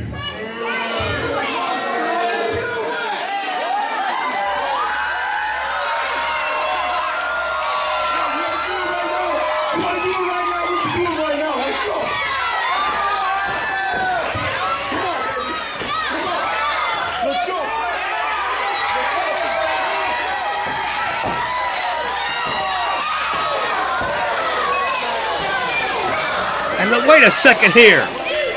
Andrew Palace came out to answer the challenge of Wardlow, and Jack Pollock is absolutely assaulting the rightful #1 contender.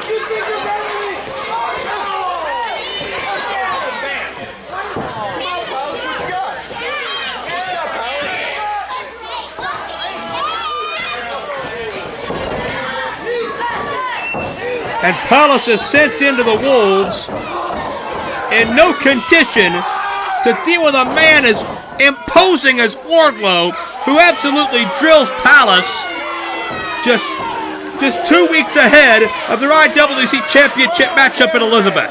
Get over it.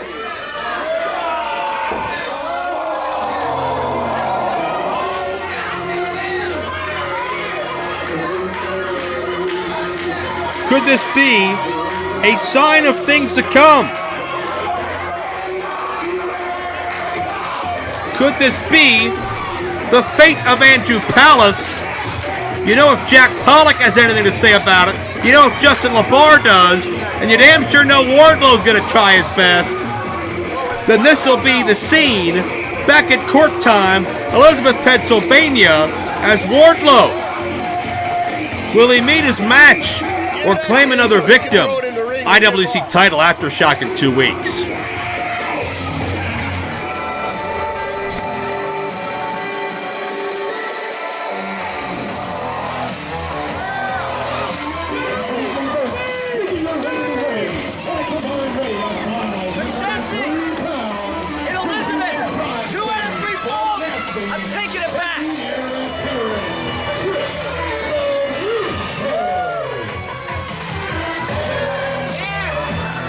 It is feature time here in Clearfield, Pennsylvania. I am Joe Dombrowski as we are set for tag team competition. It is the heir apparent Chris LeRusso entering battle with the human crime scene himself. And what a daunting, intimidating backup Bolt Nasty is, but the heir apparent may feel a little bit naked out there without the IWC Super Indy Championship. He lost that in Meadville, Pennsylvania. Night of Superstars 3 weeks ago. The one and only John McChesney, who returned home, returned to his roots, become a 5-time champion, holding the title once again, made him the man that he is. Back at Super Indy 4 in 2005, 12 years later, almost to the day, history was made again, and LeRusso not going to go quietly. I know, big surprise.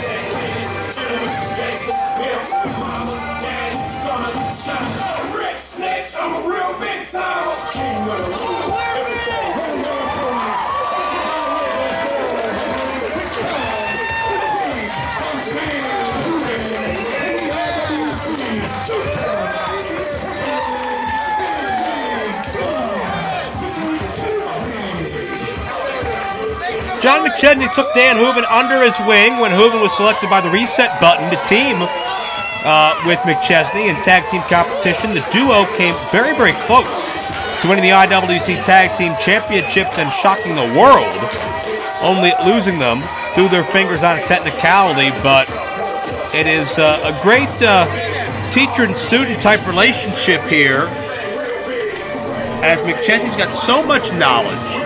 He's been in IWC consistently longer than any active competitor in history. And as a result, he has seen and experienced just about anything. Imagine the knowledge he has to pass on. And still at the top of his game, still the Super Indy champion. And you got to believe that is renting a lot of space in the head of Chris LeRusso, that he was unable to retain that championship in Meadville with Ricky the Dragon Steamboat as the special referee. You sure? Absolutely. Who thinks LeRusso thought it would be his night to shut up one of his biggest critics. It was not to be.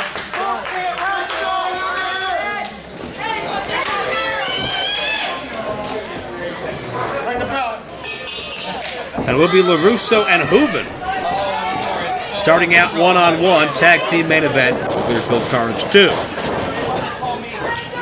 And again, Hooven in any situation is going to be the underdog. His experience level is only about a handful of matches.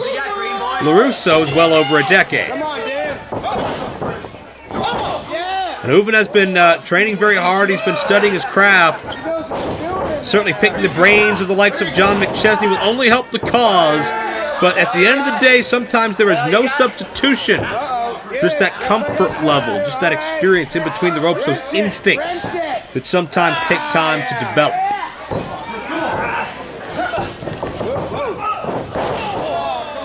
And LeRusso next with a hip lock. I'm really good. LeRusso remarking on how good he is. And so humble, too. Underneath of the arm drag. And LeRusso looking at McChesney this whole time, as if he's saying, this is in your future, too, pal. All day. You need to come to Jesus meeting. You shut your mouth, fat boy. LeRusso or wise, he would take his loss with dignity and just regroup and press on, but nothing doing. Full body slam by LeRusso to Hooven. And I'll give LeRusso credit. He's looking great right now. And his championship loss has not affected his ego, but look at Hooven. Hip block and arm drag. McChesney cheering on. LeRusso never saw this coming.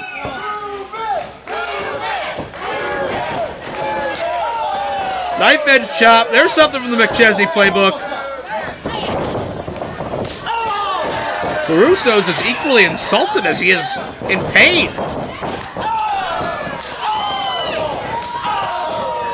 Series of strikes, and LeRusso, I don't think expected this kind of aggression out of Daniel Hooven. Back body drop, nicely done. And cover 2-0. Hey, Hooven's been impressing people and surprising critics since his very first match here in IWC at the start of the year. You never know what this guy's going to pull out. Right now, it'll be a tag. Big League McChesney, but LeRusso quickly out to bring in Bulk Nasty.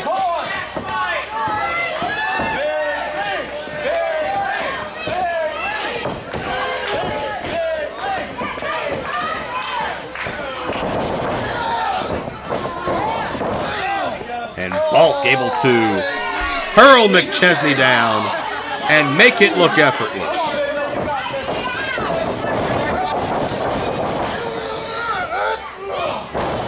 Second time. And McChesney can't go power for power. We know that. McChesney is used to facing a lot of athletes his own size, but not to say he can't beat a bigger man. He's done that before as well. All shapes and sizes have fallen to John McChesney in John's 14-year, nearly, IWC career. The longest interrupted stretch of anybody in the history of this great organization.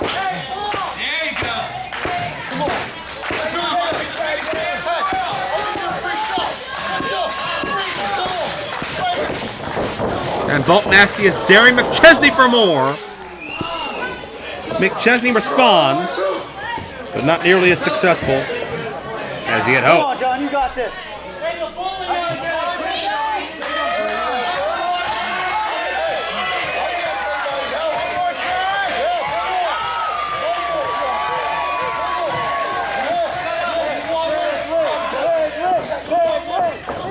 McChesney ahead of steam. And McChesney downstairs. Takes out the knee of Bulk Nasty, the side round kicks. A smart, focused offense by Big League John McChesney, who now goes for the ride, elevates himself, and Bulk Nasty sent sprawling through the ropes. I love it.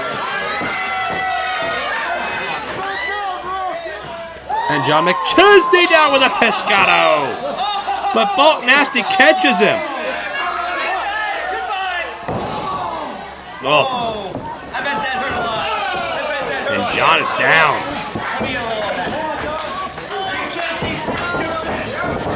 Here comes LeRusso. Oh, arm drag takeover.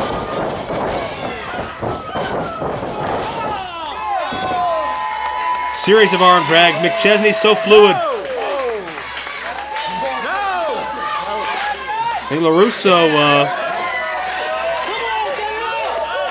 wanted to prove something when he saw his heavy get knocked out of the ring. But not so much, as here comes Hooven once again. Great tags here. And you can see why McChesney and Hooven were a hair away from being tag team champions.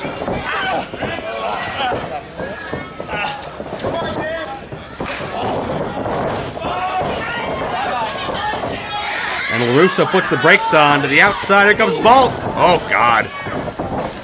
Hooven didn't see it coming. And Bulk Nasty just unloaded.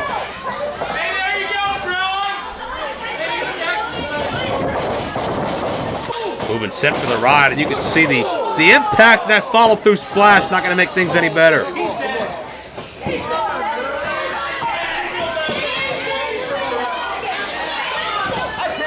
And Bulk. God, what a side slam. Could this be all? McChesney interrupts.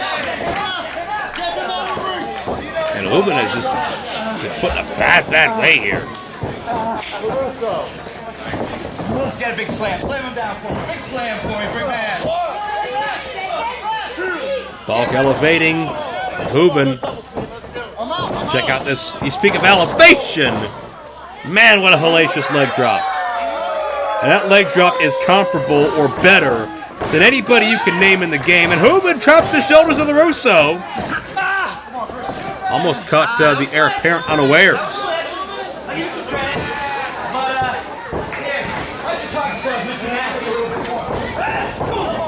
LeRusso jaw-jacking. Getting inside the head of Hooven, who might as well be 100 miles away from John McChesney at this point.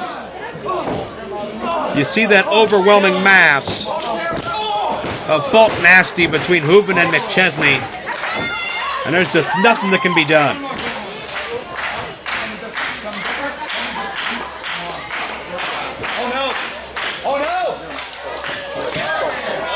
Suplex coming up.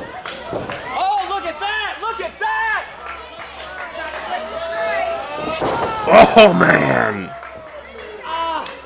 Nice. Hey, watch him. Go let him get to the corner. Let him get to the corner. Bulk with hang time. Bulk with impact. Bulk with domination.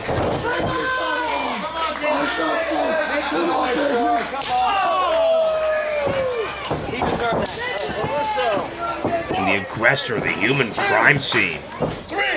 Oof. Tag back into LeRusso, who just measures Hooven, who has been kept away from McChesney for several minutes now. LeRusso the drop kick. Where's the camera boy? Hey, get it on the ring. You let them in there at the same time. I had my 5 count. Elizabeth, 2 straight. I'm taking that back. I'm taking my Super Indy title. I'm taking a spot in Super Indy, and I am taking. Well, LeRusso's running of his mouth came back to haunt him in the most precarious of ways. Hooven on top for 2.5. Man, LeRusso just doesn't stop. He was forced to stop there. And here comes McChesney. And McChesney, who has been resting for several minutes, is full of fire, full of energy. Northern Light suplex, beautiful bridge, got him no.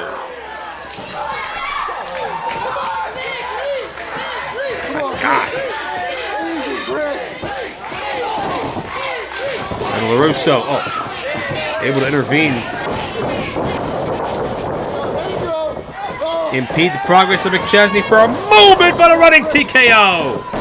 John McChesney used it in their Super Indy title matchup, but never quite that way. That was 2, right? That was 2. That was 2. Come on, Chris. Oh, yeah, let's go. And McChesney. Come on. How about we take him out, Clearfield? Maybe signaling for the end, and Bulk with a well-placed boot.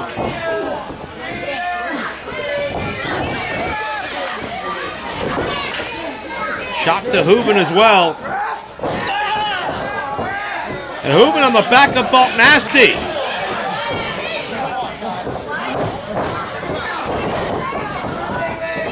Look at this.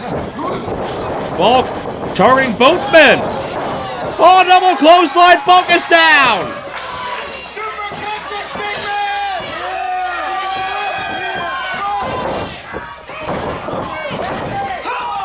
And LeRusso downstairs blatantly.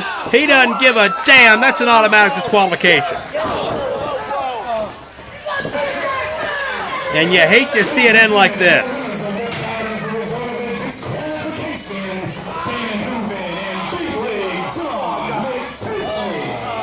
Hooven and McChesney pick up the victory, but absolutely not the way they wanted or intended.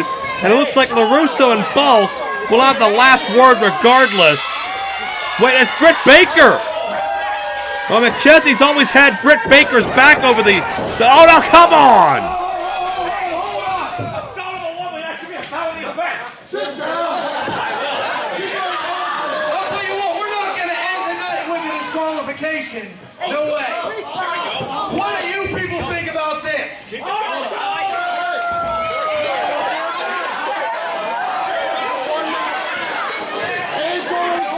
locker room. I know how mean the streets of Clearfield can be. So how about we restart the match, but this time we make it a Clearfield street fight. Whoa! And we're not done here. The bell has sounded. We've got a Clearfield street fight, like it or not. It's McChesney and LeRusso. It is Hooven and Nasty, and this absolute war is about to get a lot more out of control.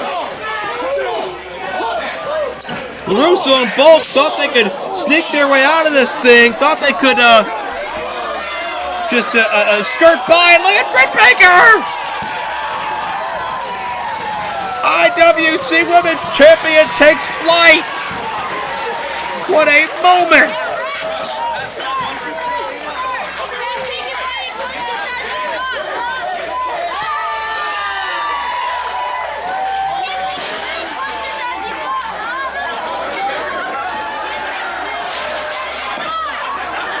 And we got some plunder, if you will.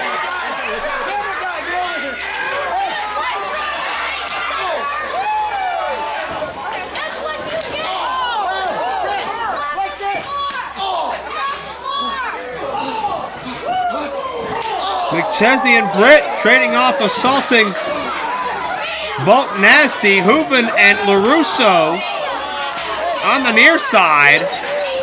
We got chairs and plungers, and we're just getting started.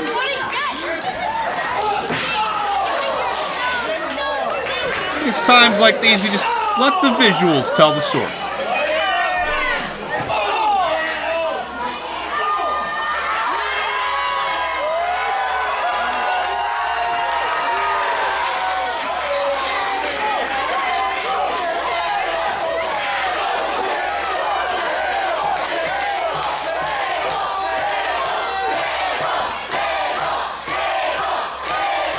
Well, as LeRusso and Hooven continue to battle, John McChesney is setting up a table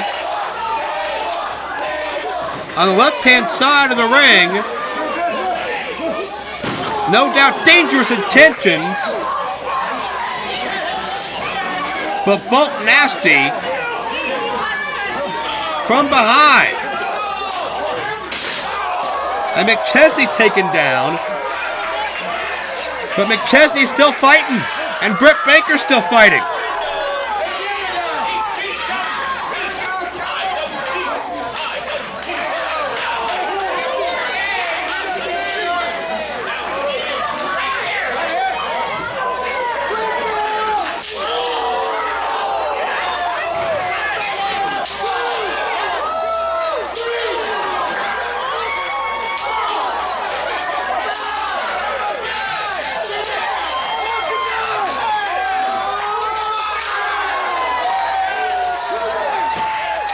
All the violence just keeps on escalating.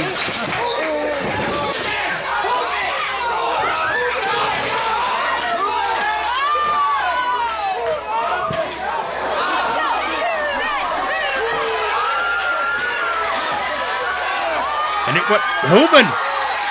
Hooven's up top. Out on the table down below.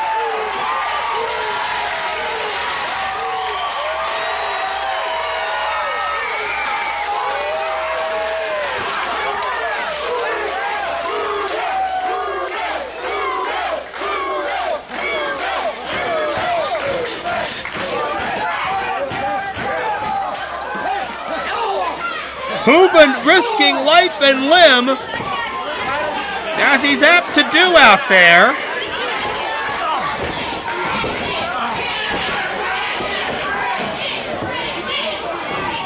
And this matchup, I'll tell you what, they neutralized Bulk, but LeRusso's still fighting, even though it's 3-on-1 off Britt Baker. There's some retribution. Super kick party, McChesney on top. McChesney's pinned LeRusso again.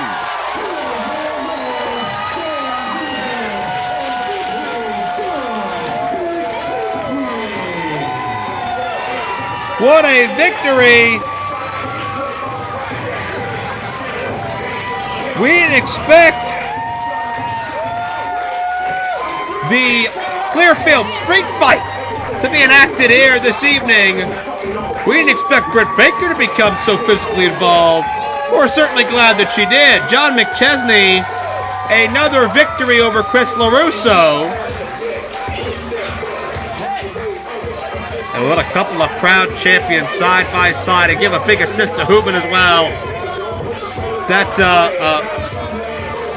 life-risking leap through the table leads to McChesney, Hooven, and Baker standing tall in Clearfield.